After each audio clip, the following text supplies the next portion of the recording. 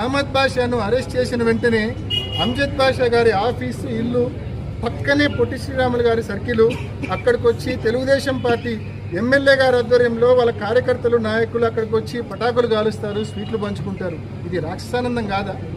ఏదో కడపకు రాష్ట్రానికి ప్రత్యేక హోదా వస్తేనో లేకుంటే కడపకు ఉక్కు పరిశ్రమ కేంద్ర ప్రభుత్వమో రాష్ట్ర ప్రభుత్వమో ఇస్తేనో సెలబ్రేషన్స్ పటాకులు కాల్చుకొని కేకులు పంచుకొని స్వీట్లు పంచిన ఒక అర్థం ఉంది. కానీ ఇవేమీ జరగల.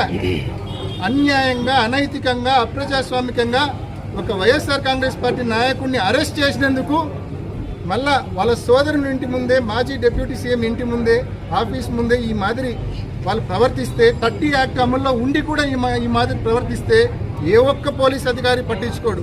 స్టేషన్కి పోయి ఇక్కడ 200 మంది ఉన్నారు, వీళ్ళు పోయి సర్కిల్లోకి పోయింటే గలాట్ అయ్యేది. కానీ పోలే, రిఫ్రెయిన్ అయినారు. అటువంటి చర్యల జోలికి పోలా. చట్టాన్ని గౌరవించే వ్యక్తులుగా మరుసటి రోజు పొద్దున్నే స్టేషన్కి పోయి కంప్లైంట్ ఇచ్చినారు. కనీసం అక్నాలెడ్జ్మెంట్ ఇవ్వరు, స్టేషన్లో ఎఫ్ఐఆర్ కట్టరు, అక్నాలెడ్జ్మెంట్ ఇవ్వరు.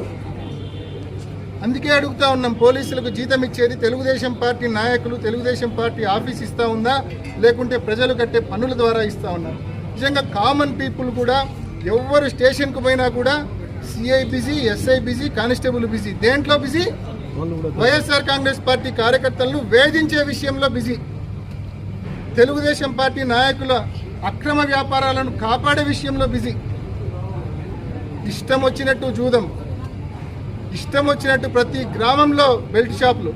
చంద్రబాబు నాయుడు గారు ఏదైనా సీరియస్గా చెప్పినాడంటే అది పక్కా దానికి ఆపోజిట్ ఉంటుంది.